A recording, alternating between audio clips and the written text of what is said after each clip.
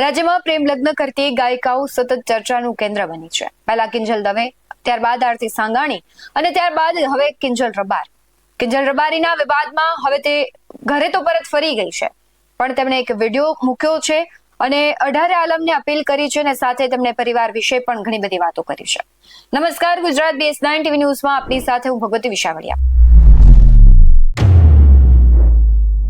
Gujarati singer Kinjal રબારીના અન્ય સમાજના યુવક સાથે લગ્નના મુદ્દે હોબાળો થયો. જો કે વિરોધનો વંટળ ઉઠ્યો તો પણ હવે શાંત થઈ ગયો છે, કારણ કે સિંગર ઘરે પરત ફરવાનો તેમણે નિર્ણય લીધો છે. હવે કિંજલે પોતાના લગ્ન અંગે જે વિવાદ ચકડોળે ચડ્યો હતો તે અંગે મૌન તોડ્યું છે અને પોતાના પરિવારનો ઉલ્લેખ કરીને એક મહત્વની વાત કરી છે.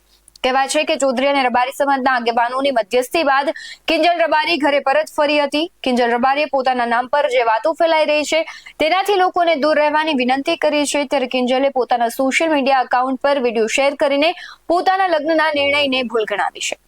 કિંજલ રબારી અને સમાજમાં લગ્ન કર્યા બાદ ભારે હોબાળો મચ્યો હતો. આ પછી સમાજના વડીલો દ્વારા આ મામલે સમાધાન કરવામાં આવ્યું અને કિંજલે પોતાના ઘરે પરત ફરવાનો નિર્ણય લીધો છે. હવે કિંજલે એક વિડીયો બનાવ્યો છે, તેના દ્વારા મેસેજ આપ્યો છે, જેમાં તેમણે પોતા અંગે જે વાતો ફેલાઈ રહી છે તેનાથી સાવધ રહેવાની પણ વાત કરી છે. સાથે જ કિંજલ રબારીએ કહ્યું છે કે હું ઘરે પરત ફરી ગઈ છું. તેણે મૌન તોડ્યું છે. તેણે કીધું કે મેં જે પગલું ભર્યું છે તે ભૂલીને હું મારા ઘરે પરત ફરી છું. હું રાજી ખુશી મારા પરિવાર સાથે રહેવા માંગુ છું. મારા સમાજના તથા 18 આલમના ચાહક મિત્રોને વિનંતી કરું છું કે મારા નામે ફેલાવેલી કોઈ અફવા કે વાતોમાં આવવું નહીં.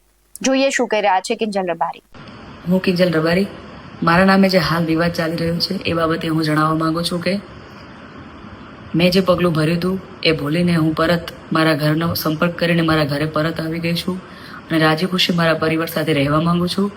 તો મારા સમાજના તથા 18 આલમના ચાહક મિત્રોને વિનંતી કરું છું કે મારા નામે ફેલાવેલી કોઈ અફવાઓમાં કે વાતોમાં આવવું નહીં.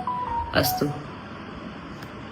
નોંધનીય બાબત છે કે કિંજલે પોતાના સમાજનો આદર કરીને પોતે જે નિર્ણય લીધો હતો તે પડતો મૂક્યો છે. આ સાથે તેણે પોતાના ઇન્સ્ટાગ્રામ એકાઉન્ટ પર જે પોસ્ટ મૂકી અને તે ડિલીટ પણ કરી દીધી છે. જે પહેલા 2 વિડીયો મૂકવામાં આવ્યા હતા એ ડિલીટ કર્યા છે અને ફરી એક વિડીયો મૂક્યો છે જેમાં તે કહે છે કે કઈ રીતની આખી ઘટના થઈ હતી અને પોતે પોતાના ઘરે પરત રાજી ખુશીથી પરત ફર્યા છે. તેણે પોતાના લગ્ન અંગેનો જે નિર્ણય છે તેને લઈને જે આખી વાત કરી છે, સાથે જ એ વિડીયો પહેલાના ડિલીટ કર્યા છે.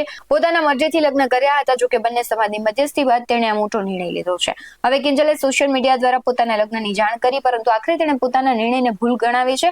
ઘણી બધી દીકરીઓ હોય છે કે તે આવા નિર્ણયો લઈ લેતી હોય છે, પરંતુ તેમને ત્યારબાદ અફસોસ થાય છે.